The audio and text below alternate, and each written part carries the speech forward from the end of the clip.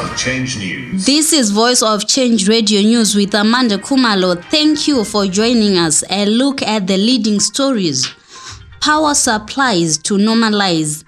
Cabinet approves General Amnesty to decongest prisons. In business news, 100 exhibitors for Vic-Falls agric-show and multicultural food festival. In regional and international news, Kenya President unveils new cabinet. In sports, foreign flavour at Danhiko Paralympic Games. The news in detail. Power supplies are set to normalise from today after almost a week of exceptionally high-level load shedding caused by the breakdown of 4 generation units at Rwandan Thermal Power Station and a far smaller challenge at Kariba South last weekend. Permanent Secretary for Energy and Power Development, Dr. Gloria Magombo, said. 2 units at Rwandan are now back on the grid and another 2 units come back on grid today. Engineers have been working flat out on the units that went down to bring them up.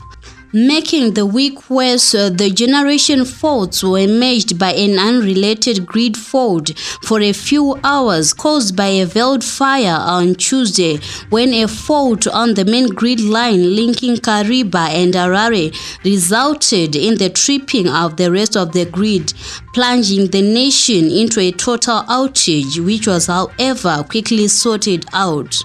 Cabinet yesterday considered and approved the General Amnesty 2022 proposed by the Ministry of Justice, Legal and Parliamentary Affairs.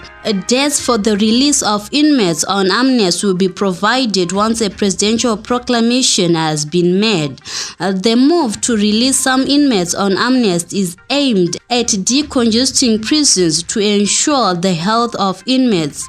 Speaking after yesterday's cabinet meeting, Information, Publicity and Broadcasting Services Minister Monica Muchangwa said the Constitution provides that the President, after consultations with Cabinet, may pardon any person convicted of any offense against the law.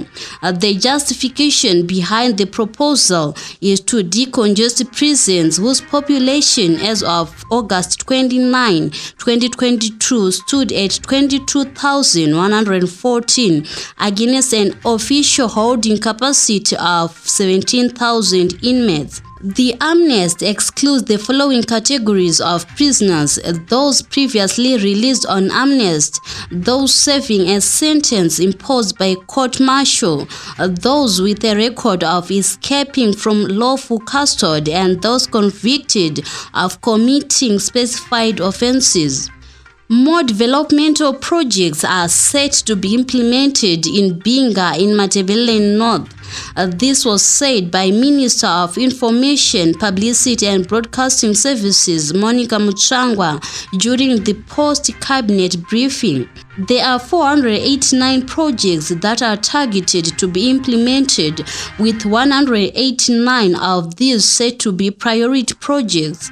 Binga will see the implementation of bore drilling, upgrading of Binga District Hospital, construction of houses and the establishment of Kasumbuka Community Radio Station. In business news, the Victoria Falls International Agricultural Show and Multicultural Food Festival is set to kick off at Chinotimba Stadium tomorrow, and organizers are optimistic the event will have a positive impact on business and excite participants. Show manager Mr. Tendai Moyo said over 100 exhibitors were expected to attend the 3-day 6th edition of Victoria Falls Showcase, which runs under the theme Bridging Communities, Leaving No One and No Place Behind. Among those taking part are players in the agriculture sector, organizations such as Ngamo Safaris, Environmental Management Agency, Zimbabwe Electoral Commission, Zimbabwe Republic Police, Zimbabwe National Army, Barclays Bank, Telco Kingdom Hotel, among others. He further said the official opening event is on Saturday, with the Minister of State in charge of monitoring and implementation of government programs, Dr. Joram Gumbo, expected to be the guest of honor. And now a tour of the African continent and abroad in regional and international news. Kenya's new president, William Ruto, unveiled his cabinet on Tuesday. The 22-minister government includes a former Central Bank of Kenya governor to the finance ministry, while Ruto pledged during the campaign to bring parity into his government. Only 7 women have been appointed out of a total of 22 ministers. Moving on to sports. A record 25 teams are expected to grace the annual Danhiko Paralympic Games, which will begin today at Danhiko in Harare. The athletes will compete in athletics, goalball, wheelchair basketball, netball, soccer, five-a-side soccer, wheelchair tennis, and swimming. The teams will take part in different sport codes, and this 31st edition of the Danhiko Annual Paralympics Games will this year have a foreign flavor, as athletes from Zambia have confirmed their availability. Danhiko Paralympic Games spokesperson Walter Zininga said they are happy to be hosting the games starting today until Sunday. This year's games will be going by the theme "Let's play sports, leaving no one behind." So far, 25 teams have registered and 1 is from Zambia. That ends this news bulletin.